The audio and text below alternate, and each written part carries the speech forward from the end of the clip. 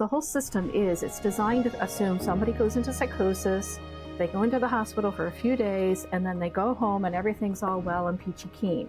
And the reality is so far away from that. A certain portion of people with schizophrenia, with the current system and the current medications that are available to them, a certain number of them are never going to be able to live on their own. And the assumption that that's the case has left so many people homeless, incarcerated, and dead over the past 60 years as we have progressively closed down our public mental health hospitals. What do you think about people who say that the best place to treat people is in the community? Yeah, I think it's absolutely true for the people who know they're sick and are doing well in the community, and that's always a goal. But as long as we have every year 2 million people with severe mental illnesses cycling through our county jails, they're not better off.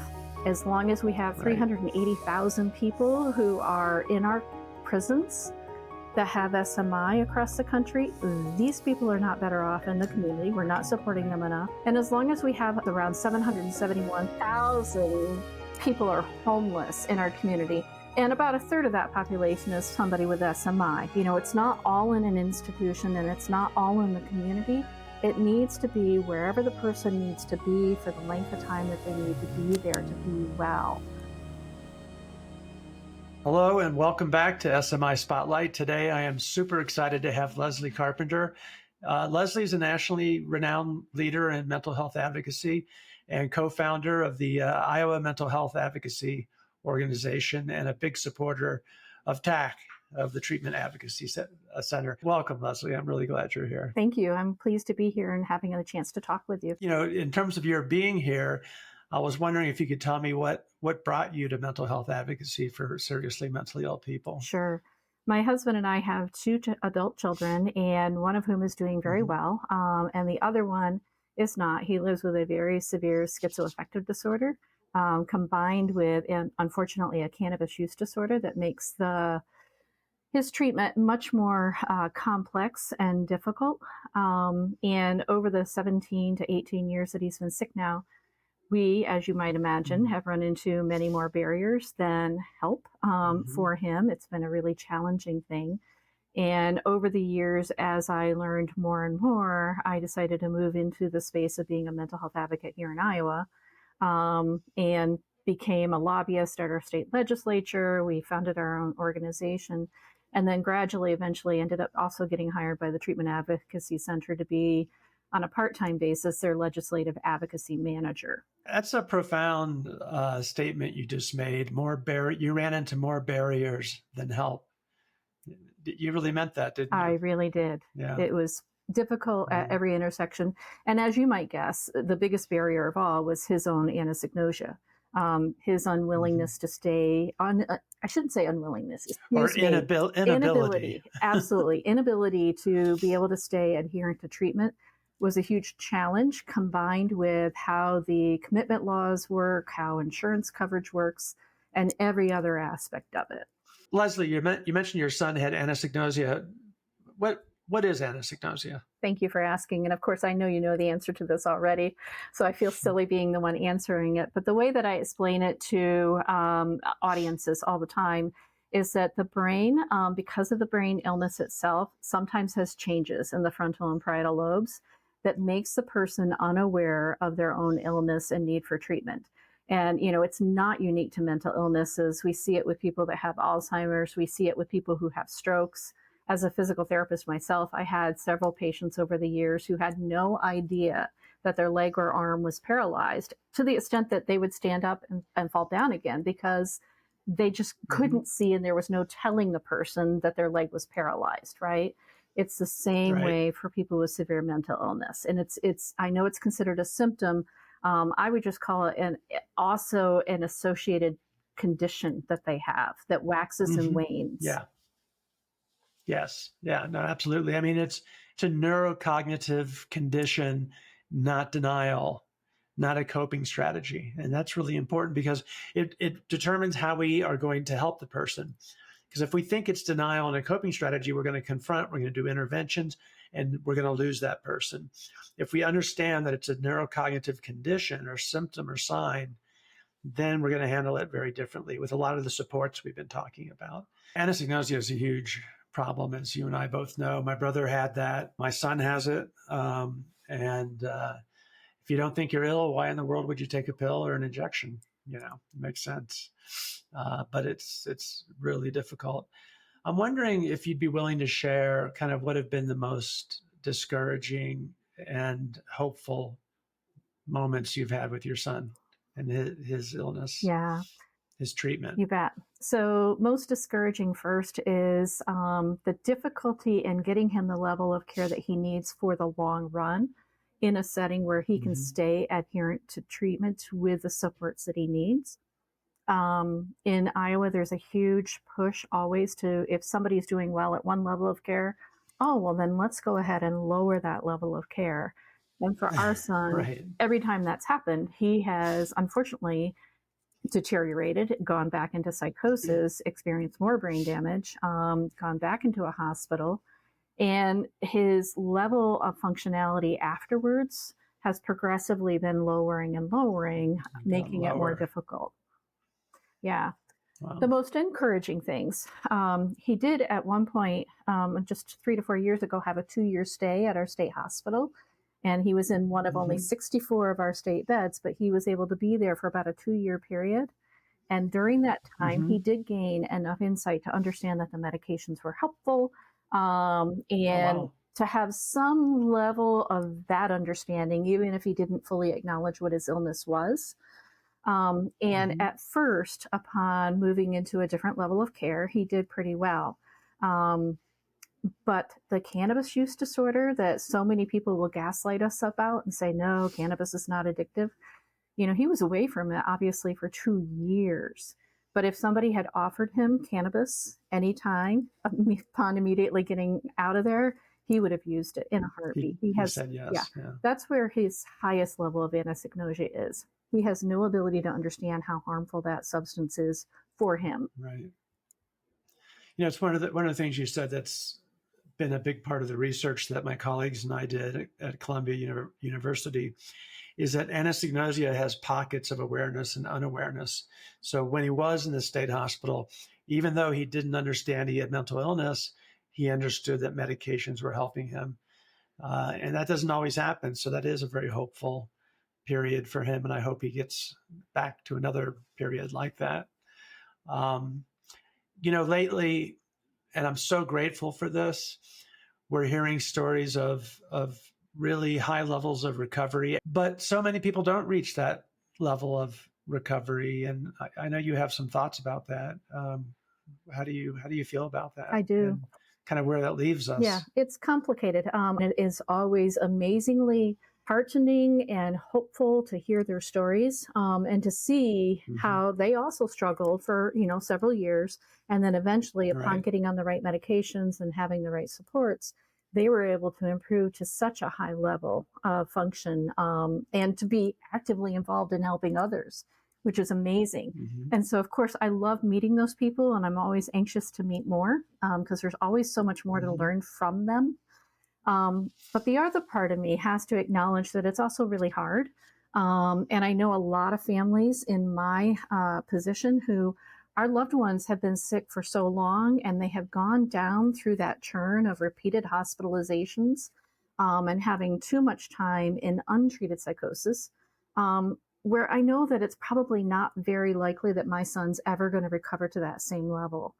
And so it's also, hard. And I find myself sitting there listening to their stories, crying. I shouldn't, right? But I do, because I have such sadness for my own son. And yet I don't want anybody to interpret me saying that I don't think he's ever going to recover to that level as thinking I'm not going to continue to advocate for all the things he needs to try to get there. But I think to some level, families need to be able to have an ability to process that it may not get all the way better, and that we have to learn how to love our loved ones wherever they are at the moment, right? And understand that it might not turn out just as well. And to tell those stories. I mean, one of the things I write about is mourning the person who was before the onset of the illness, and then seeing and embracing and cherishing who the person is in the moment today. And if they're not, a PhD or college degree, that's okay, Mm-hmm. So our mental health care system is a little bit mechanistic. There's diagnosis, there's assessment, diagnosis, and then treatment. And there tends to be an assumption that people will follow this particular path to recovery. What are your thoughts about that? Is that something in your experience that you see happen regularly? I have multi-level thoughts about that. The first thought Okay. is I wish that we had a more comprehensive, clear path along that path to recovery that was more inclusive Okay. of other disciplines. I think people recovering from a psychosis need a lot more help with occupational therapy to relearn some daily life skills in many cases. I think a lot more of them need to be exposed to first episode psychosis programs. A lot more of them need a lot more supports than they're getting. But the whole system it's designed to assume somebody goes into psychosis, they go into the hospital for a few days, and then they go home and everything's all well and peachy keen. And the reality is so far away from that in terms of what's really happening, especially because when the people are getting released from the hospital too soon, their brain hasn't even healed up enough yet to be able to be cognitively aware of their own illnesses, right? In many cases. And so it's Right. not terribly surprising when they say, no, I don't want to take those medications. I don't think they're actually helping me. That's reasonable at that point in time. And the insurance systems are assuming that people with a 2 to 3 to 4 day hospital stay are all well. And not wanting to pay for higher levels of care when some of the people really need that. Yeah, that's what I meant when I said mechanistic. Yeah. It's like, well, the carburetor, the muffler's been fixed, so get them out the door. That's exactly right. And Yeah. it needs to be much more individual by individual. And there also needs to be a consideration for the longer term supports for the people that we're talking about, the people who are not recovering to the same level, and understanding that a certain portion of people with schizophrenia, with the current system and the current medications that are available to them, a certain number of them are never going to be able to live on their own. And the assumption that that's the case has left so many people homeless, incarcerated, and dead over the past 60 years as we have progressively closed down our public mental health hospitals. Right. So you're talking about the need for more supports, and you mentioned occupational therapy, you mentioned housing. Anything else that comes to mind? I mean, you have deep experience in this system. Yeah, I have deep experience. Systems. Yeah, right. Plural. So obviously the other supports that are really needed are assertive community treatment, assisted outpatient treatment, the AOT programs that we're working on, trying to expand across all the states. But also we really do need the residential care facilities with medical treatment and medical professionals right there who are able to help keep these people well. And we, for some reason, as a society and funding mechanism, don't seem to acknowledge that these people are sometimes going to need those levels of care for a longer period of time and sometimes forever. Yep.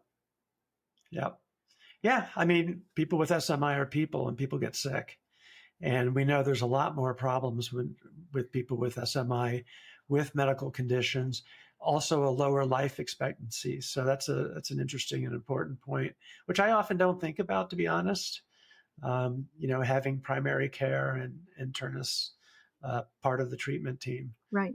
Being there. You mentioned AOT, so I have to ask you, what do you think are some of the biggest misconceptions about AOT? Oh yeah, the biggest misconceptions are that we're forcing treatment and forcing medication on people, and that it's not person-centered, and that it's completely unethical. And what I will tell you is I've seen none of that. I've visited many of them, and I was responsible for getting the first program started here in Iowa. Right. And it is person-centered, intensive case management. Describe that, person-centered. What do you mean by that? What I mean is that each person directs what they need, right? They talk with them about their goals. Oh, you want to be able to get back to school, you want to be able to live on your own, whatever it is. And then they work on providing the supports the person needs to reach those goals, while simultaneously encouraging them to stay on their medications and adherent to therapy and things. And also having repeated conversations about, as I'm preaching to the choir, but having conversations Yeah, about, well, we're both preaching to the choir, exactly. hopefully. But those conversations about, hey, have you noticed since you've been on your meds, you haven't had it to go back into the hospital? Isn't that terrific? Right. And you didn't lose your apartment, right? And helping them to make that connection, at least that connection that helps them to Right. more successfully move on. So to me, it is the most ethical, the most compassionate and effective mechanism for helping people in the outpatient arena. And I wish we had it available to every person who needed it in our country. Yeah. I've seen it change people's lives for the positive in huge ways. And I wish it was easier to get people into AOT. In a lot of states, it can be very, very difficult. So that's a big piece of the work that I'm sure you're involved with as well. Very much so. What advice would you give other family members who love someone on the more severe end of the spectrum, who really do need support over the long term? What kind of specific or general advice would you give them? My advice is to try to figure out a way to make peace with where they're at the moment, and understanding that it's not your fault. And what I mean by that is, I'm a fairly public person, and when something's going on with our son, I'll often post it on Facebook. And I have people reach out to me and say, oh, but you're such an active advocate. How can it be that your son isn't getting the care that he needs and isn't all well? Right. And what I want families to hear from me is that you can be really effective at communicating with them. You can be really effective at advocating for them.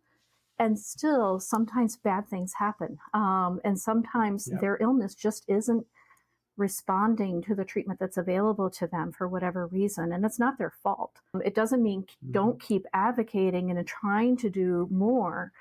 But at some level, you also need to just sometimes be with them and support them and, do something that helps them to feel engaged and part of the community, part of your family, when it's safe and appropriate, and all of those factors as well. One of the things I say to families all the time is that these are no-fault brain disorders, and you can do everything imaginable and possible to be helpful, but you're still working with somebody who has a brain disorder, and sometimes they're going to have breakthrough symptoms. They're going to have difficulties that we can't at that moment address. But embracing them where they are, I like that theme that you're talking about. What advice would you give policymakers and insurance companies about creating systems that help people with different levels of need? Yeah, my advice is to think about exactly how Olmsted was supposed to be interpreted, right? It was supposed to encourage... Explain what Olmsted is for those listening to us who don't know. I am not an expert, but I believe it was a Supreme Court decision about establishing, helping people to be able to stay in the least restrictive environment in which they could remain healthy and well. And that last part of the phrase is what has most often been misused. And insurance companies, in many ways, are part of the responsibility for that because, again, what they often say is, hey, the person's at this level of care, it's getting expensive, they seem to be doing well, let's lower that level of care. Let's drop it down. Exactly. Right. And the problem is... Least restrictive. Right. It should be less restrictive. Absolutely. Yeah. And I think that's okay to try once or twice for somebody, as long as you have a quick responsiveness back to the level of care that they really need.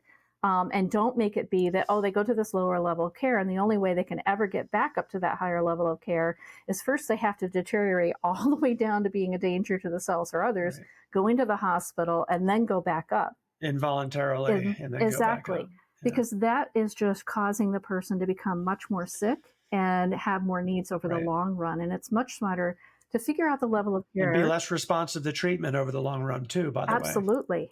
And it's much better to keep them at the level of care where they're able to maintain some stability. Because the other thing that goes on with our population is the more times you make them move and change who they're living with, who their care providers are, where they are in many cases, right? Sometimes they get bumped from one end of the state to another, or even a different state. And all that transition is even more destabilizing. And it's not healthy for the person. And it ends up costing everybody a lot more, but most profoundly that person. Right. They're the ones who pay the ultimate price. Definitely. I hear this all the time. I say it often. What do you think about people who say that the best, place to treat people is in the community? Yeah. I think that that's absolutely true. I mean, why not? Yeah. I think it's absolutely true for the people who know they're sick and are doing well in the community, and that's always Right. a goal. And I don't want you to hear me otherwise. But from a society systemic viewpoint, we've been working more and more into the community for the past 60 years since we had the IMD exclusion put in place, and we've been closing down our public mental health hospitals. And some of them really did need to get closed. We really needed to improve the care that was happening there, and not all those people needed to be there. I absolutely agree with that.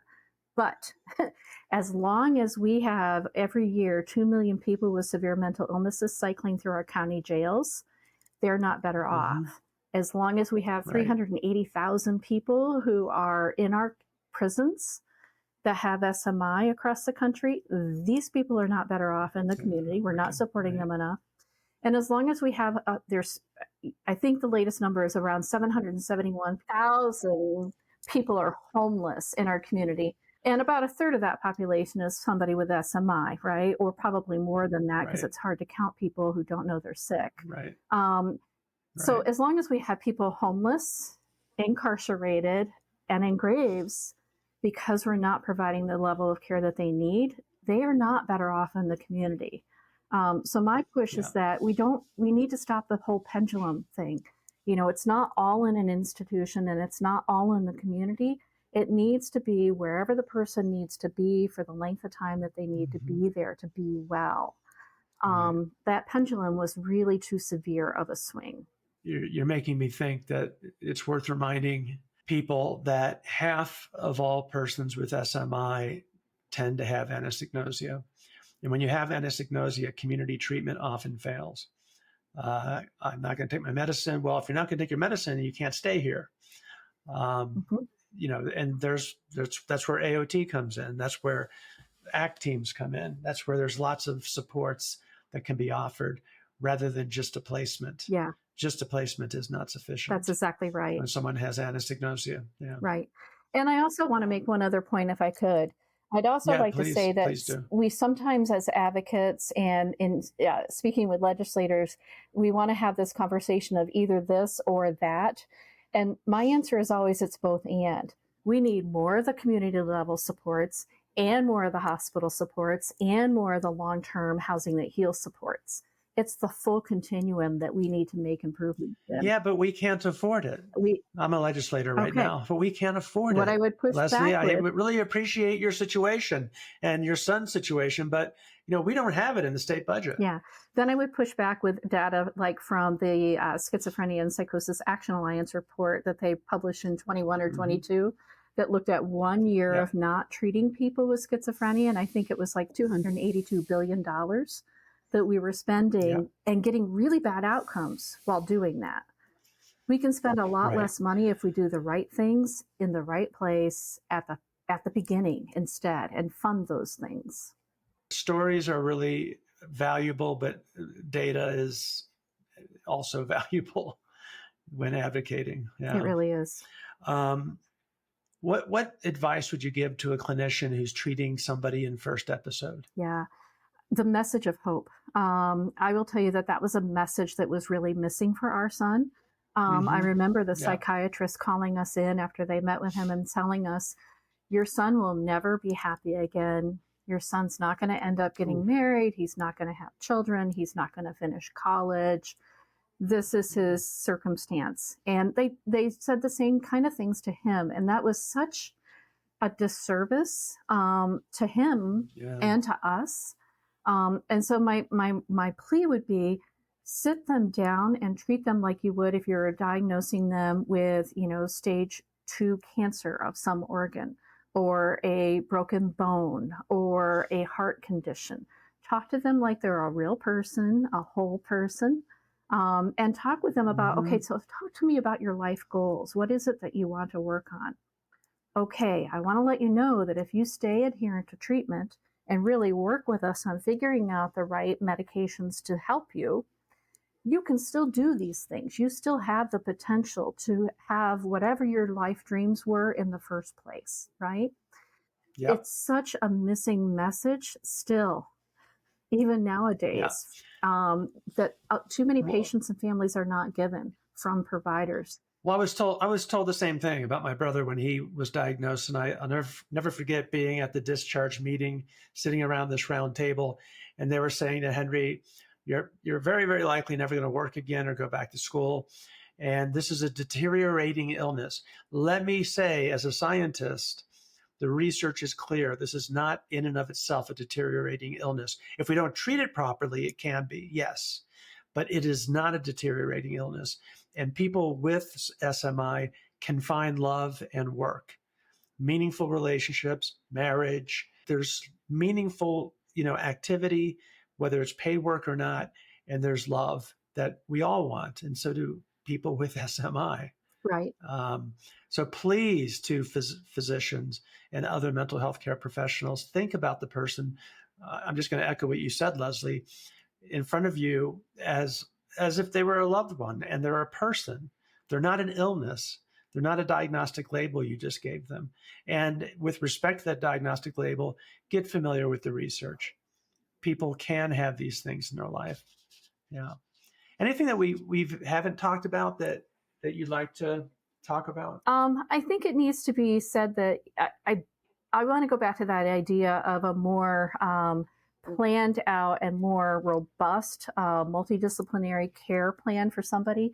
One of the examples I give, I'm a retired physical therapist. I left that career to do this work, right? But I think about a stroke patient. A stroke patient goes to the hospital having their stroke.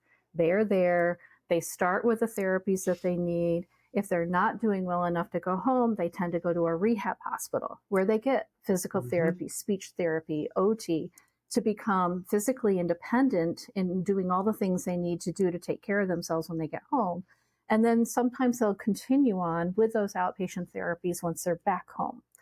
We don't have a care path like that for somebody with schizophrenia that's necessarily consistently used by most hospitals across our country. And I know there's exceptions. I know about, I always say this, Johns Hopkins University and how well they do, right?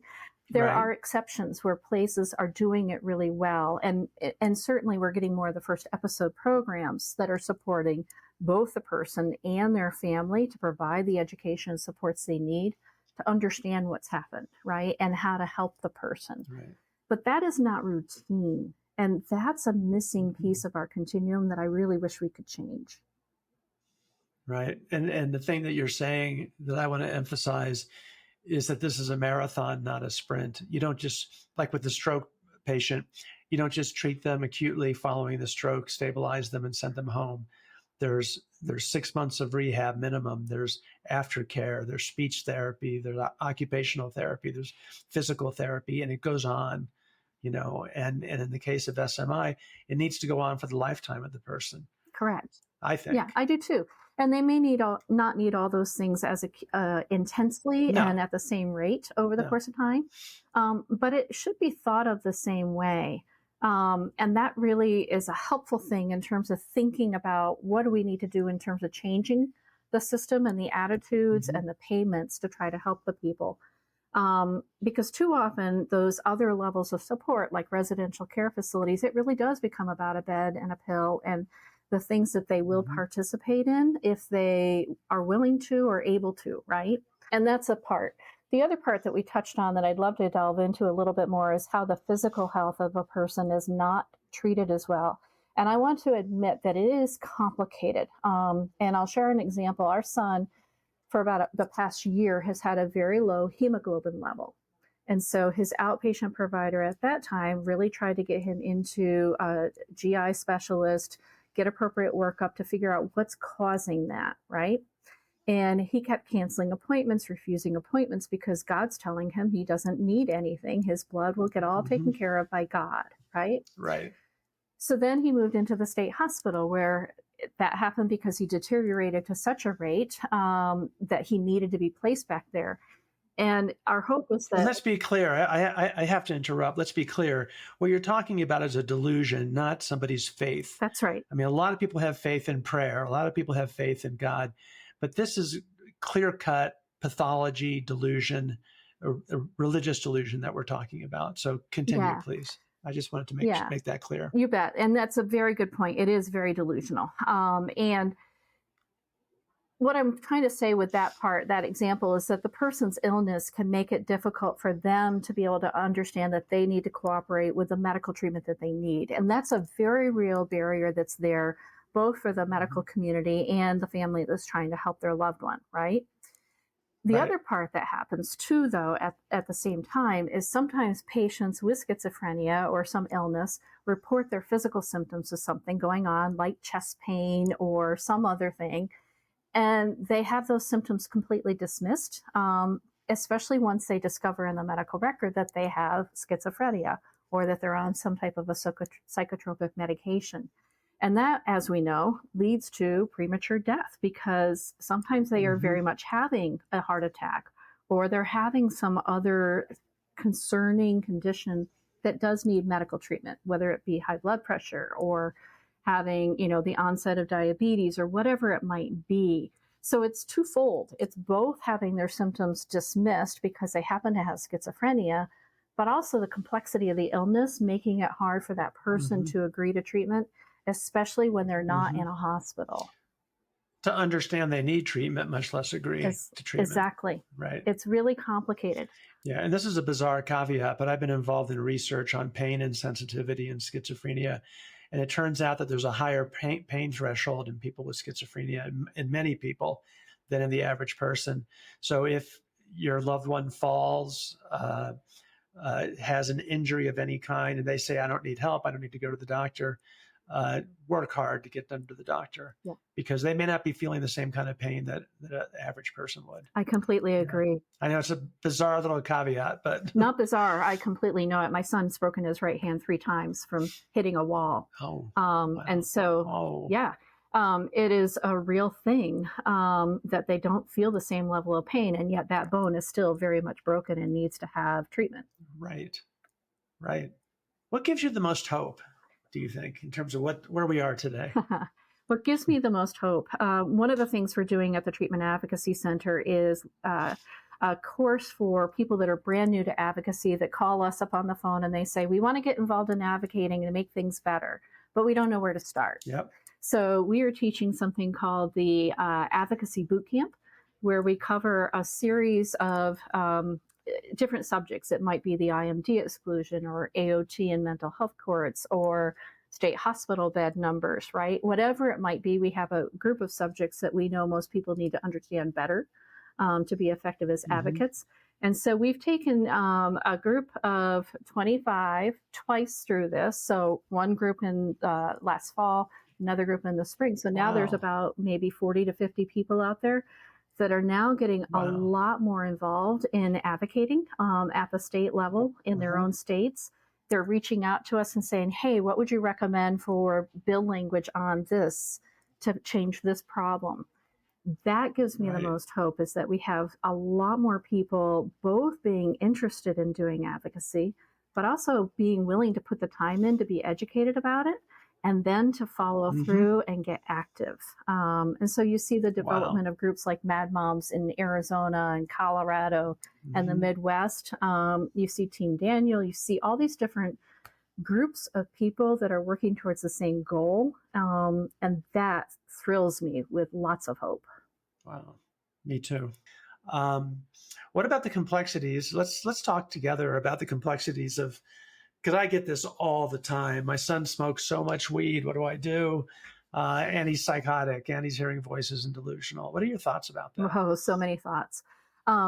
So it makes everything much more complex, because I believe that anosognosia, for the impact of how the weed or the pot or whatever it is that they're using, I believe that they have a huge amount of anosognosia about the fact that it puts them back into psychosis over and over again, because in the short term, the first however long they're using it, it does calm them. It makes them feel better, just like for some of them, it's a cigarette, right? The nicotine, we do know, calms them. It's not a healthy way to deal with it, but it does. And there just doesn't seem to be any mechanism that I've seen to help address that on a successful basis, and yes, I've tried the LEAP method with our son, And on that issue, it just doesn't seem to get through. And the hard part is of course, we've had him in substance use treatment over the years. He's been in 5 different programs over all those years. He's also been in mental illness treatment.